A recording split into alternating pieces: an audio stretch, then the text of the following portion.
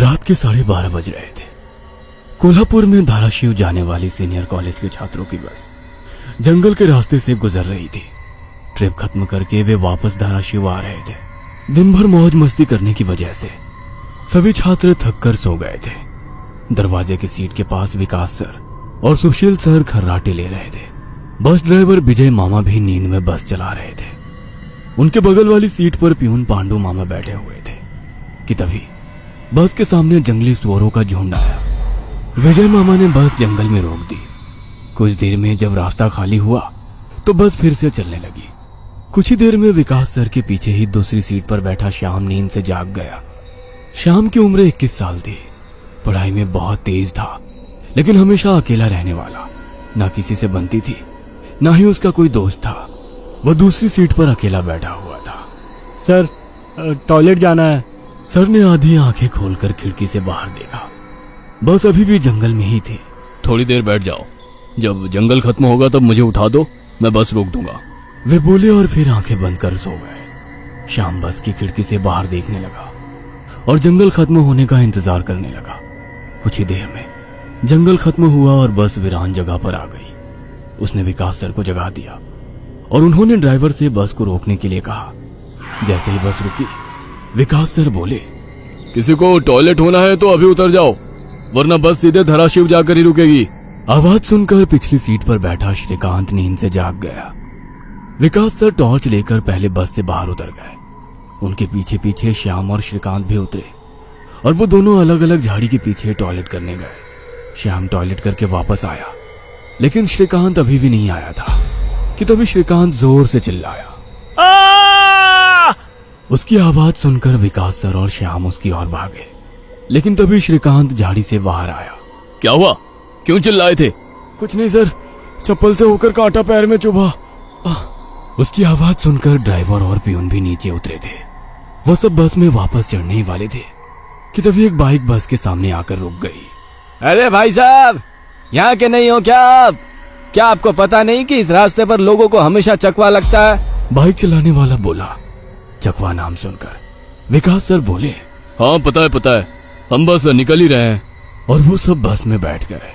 Sir, वो आदमी किस चकवे के बारे में बात कर रहा था? प्यून ने अगली सीट से ही मुड़कर विकास सर से पूछा।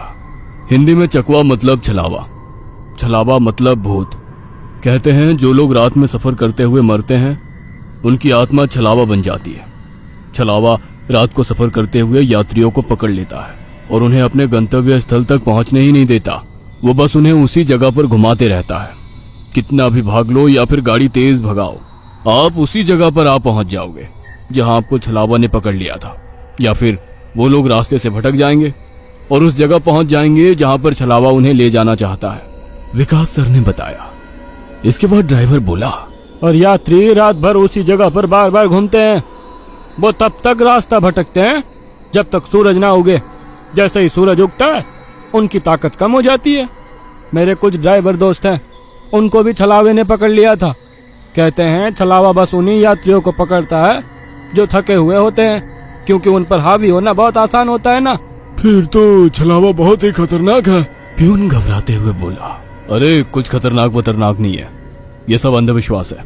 ड्राइवर जब थक जाता है तो रात में उसे रास्ता समझना मुश्किल हो जाता है, इसलिए उसे भ्रम हो जाते हैं और वो रास्ता भटकता है। इसे ही अनपढ़ लोगों ने भूत यानी चकवा या छलावा का नाम दिया है।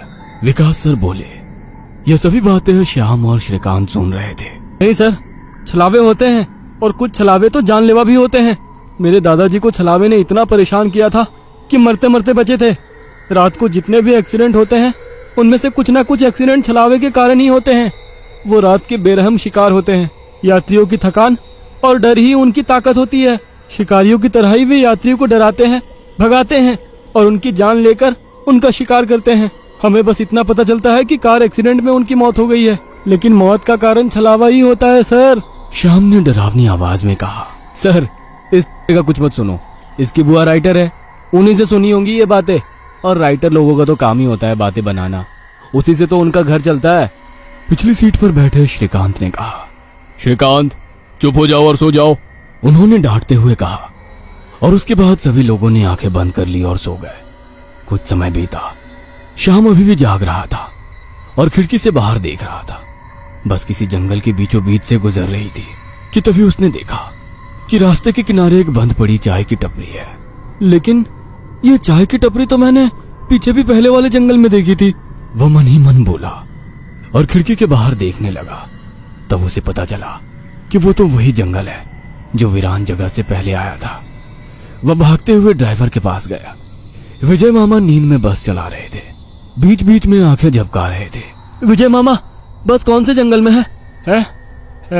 होगी किसी जंगल में। रास्ते में जंगल कम है क्या? नहीं मामा, हम वापस उसी जंगल में पहुंच गए हैं जहाँ पर बस के सामने जंगली सुअर आ गए थे। नहीं बेटा, तुम्हें कुछ तो गलतफहमी हो रही है। वो जंगल तो कब का पीछे छूट गया है ना। उनकी बहस सुनकर विकास सर नींद से जाग गए। क्या हुआ श्याम? सर, हमें छलावा लग चुका है। उसने हमें पकड़ लिया है क्योंकि बस वापस उसी जंगल में आई है जहाँ से पहले गुजरी थी। लेकिन विकास सर भी ड्राइवर की तरह उस पर विश्वास नहीं कर रहे थे। सर, अगर आपको मेरी बात पर यकीन नहीं हो रहा है तो बाहर देखो। अभी कुछ देर रास्ते के किनारे एक ट्रक दिखाई देगा जो एक्सीडेंट में पलटी हो चुका है। और कुछ ही देर में रास्ते के किनारे सभी को पलटी हुई ट्रक दिखाई दी। ये देखकर सभी हैरान हो गए थे। ड्राइवर ने भी मान लिया कि श्याम सच बोल रहा है कि तभी जंगल खत्म हो गया और बस वही सुनसान वीरान जगह पर पहुंच गई जहां पर वो कुछ देर पहले टॉयलेट करने के लिए रोक दी गई थी। ये देखकर सभी की आंखें फटी की फटी रह गई थी।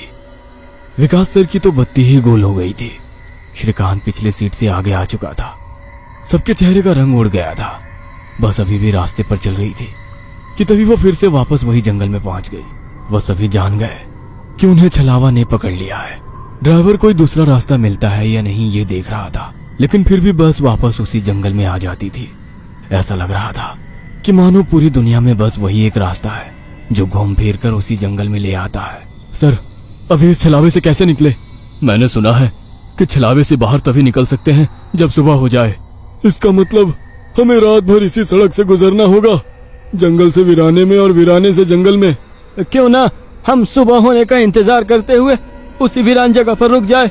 ड्राइवर बस चलाते हुए बोला। लेकिन शायद मैंने सुना है कि छलावे में रुकना ठीक बात नहीं है। नहीं सर, मेरी बुआ ने बताया था कि अगर सेफ जगह मिल जाए तो रुकने में कोई परेशानी नहीं है। बस इतना ही पता है तुम्हें? और कोई तरीका नहीं है क्या? है, लेकिन वो अभी के लिए नहीं है। और वैसे भी अगर जिस छलावे ने हमें पकड़ा है, अगर वो कमजोर हुआ तो उसकी शक्तियाँ कुछ ही देर में कमजोर हो जाएंगी और हम छलावे से छूट जाएंगे। फिर वो छलावा हमें नहीं पकड़ सकता। इन सभी की बातें सुनकर सोए हुए सुशील सर जाग गए। अरे क्या हुआ? आ गया क्या मेरा बोरगांव? सुशील सर उबासी लेते हुए बोले। तभी सभी ने उन्हें घटी हुई घटना बता दी। यह सुनकर सुशील सर के तो मानो होश ही उड़ गए। लेकिन तभी ड्राइवर जोर से चिल्लाया, सर, आगे एक गांव आया है। यह सुनकर सभी लोग ड्राइवर की तरफ भागे। तब उन्हें रास्ते के किनारे एक बोर्ड दिखाई दिया जिस पर लिखा था, बोरगांव में आपका स्वागत है।